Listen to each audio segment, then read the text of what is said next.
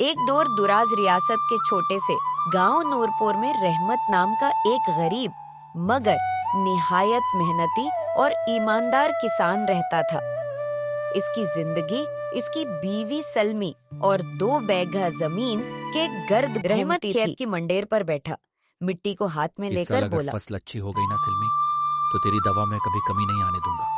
सलमी ने हल्की सी मुस्कुराहट के साथ फक्र कहा, न करो, तुम्हारी मेहनत जाया नहीं जाएगी। अगली सुबह रहमत लकड़ियां लेने जंगल गया।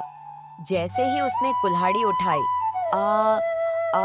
झाड़ियों से कराहने की आवाज आई।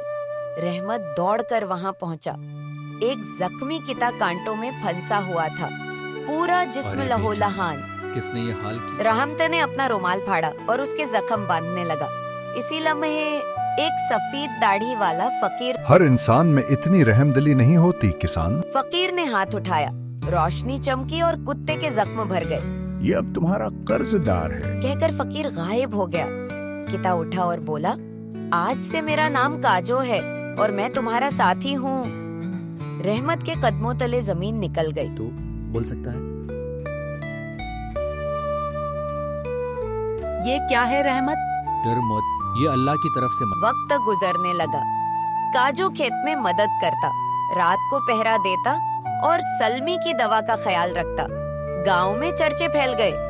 यह बात पहुंची सूदखोर रईस नजीर। अगर ये किसान ताकतूर हो गया तो मेरा राज कैसे एक दिन सलमी की हालत बिगड़ गई। हकीम बोला, इलाज महंगा है, देर हुई तो जान जा सकती है।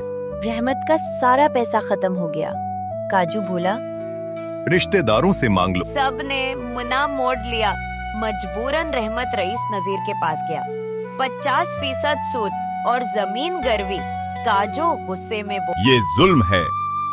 रहमत वापस आ गया। इसी रात काजू गायब हो गया। सुबह वापस आया एक चमकती जड़ी बूटी और बीज लेकर। सुलमी ठीक हो जाएगी, सब और वैसा ही हुआ। सबसे सलमा पहले ठीक हो गई। तैयार होगी। फसल सोने की तरह लहरा उठी। रहमत ने गांव वालों के कर्ज उतारने शुरू किए।